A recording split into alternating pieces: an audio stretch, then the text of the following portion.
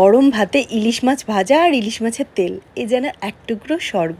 বাইরে রিমঝিম ধারায় বৃষ্টি, হালকা হাওয়া আর পাতে এরকম একটা খাবার, এর থেকে শান্তির, এর থেকে তৃপ্তির আর কিছু হতেই পারে না। ইলিশ মাছ যেমন ভাবে রান্না করা হোক তেমন ভাবেই ভালো লাগে, কিন্তু আমার কাছে সব থেকে বেস্ট লাগে ইলিশ ভাজা। আর আজকে পাতে আছে ইলিশ চিংড়ির যুগলবন্দি। একদিকে কড়া করে ভাজা ডিম ভরা ইলিশ, অন্যদিকে চিংড়ি ভাপা। এই দুই আমার পরম প্রিয়। তবে হ্যাঁ, ইলিশের থেকে চিংড়ি যদিও একটু বেশি প্রিয়, তবে সেটা 19-20। কিন্তু ইলিশ চিংড়ি নিয়ে বাঙাল ঘটির মধ্যে যে বিশেষ দ্বন্দ্ব, সেটা আমার মনে না কোনোদিন ছিল আর না কোনোদিন আসবে। কারণ আমি হলাম আদ্যপান্ত একজন খাদ্যরসিক মানুষ। যেমন রান্না করতে ভালোবাসি, তেমন খেতেও ভীষণ ভালোবাসি। আর খাবার নিয়ে এক্সপেরিমেন্ট করতে তো আরোই ভালো লাগে। আজকে চিংড়ি ভাপাটা দারুণ বানিয়েছিলাম, একদম আঙুল চেটে খাওয়ার মতো। আর সাথে ঝমঝমিয়ে বৃষ্টি আসায় খাবারের স্বাদ ও আনন্দ দুয়ের মাত্রাই দ্বিগুণ বাড়িয়ে দিয়েছিল। তোমরা কিন্তু কমেন্টে জানিও তোমাদের সব থেকে কোনটা বেশি প্রিয়, ইলিশ নাকি চিংড়ি।